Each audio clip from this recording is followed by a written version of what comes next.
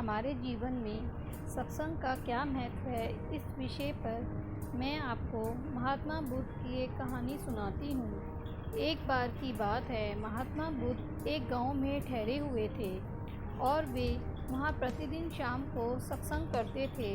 उनको सुनने के लिए वहाँ पर बहुत भीड़ होती थी, क्योंकि उनके प्रवचनों में जीवन को सही दिशा दिखाने की और उनकी वाणी में एक गजब का जादू था, जिसे सुनकर लोगों के दिल में उनके प्रवचन उतर जाते थे।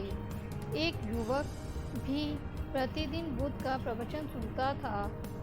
एक दिन जब प्रवचन समाप्त हुआ तो वह बुद्ध के पास गया और बोला, महाराज, मैं काफ़ी दिनों से आपके प्रवचन सुन रहा हूँ, किंतु यहाँ जाने के बाद मैं अपने गृहस्थ जीवन में वैसा सदाचार नहीं कर पाता जैसे यहाँ से सुनकर जाता हूँ। इससे सत्संग के महत्व पर शंका भी होने लगी है। बताइए मैं क्या करूँ? बुद्ध ने युवक को बांस की एक टोकरी देते हुए उसमें पानी भर कर लाने के लिए कहा। युवक टोकरी में जल भरने का असफल प्रयास करता रहा, पर उसमें जल नहीं भरता था। बुद्ध ने यह कार्य निरंतर जारी रखने को कहा। युवक प्रतिदिन टोकरी में जल भरने का प्रयास करता था, किंतु सफल नहीं हो पाता था। कुछ दिनों बाद बुद्ध ने उससे पूछा, इतने दिनों में टोकरी में लगातार जल डलने के बाद टोकरी में कोई फर्क नजर आया?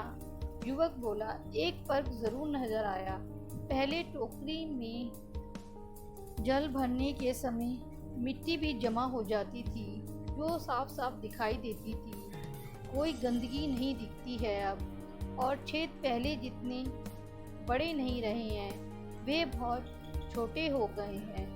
तब बुद्ध ने उन्हें समझाया, यदि इसी तरह उसे पानी में निरंतर डालते रहोगे तो कुछ दिनों में छेद फूलकर बंद हो जाएंगे और टोकरी में पानी भर पाओगे।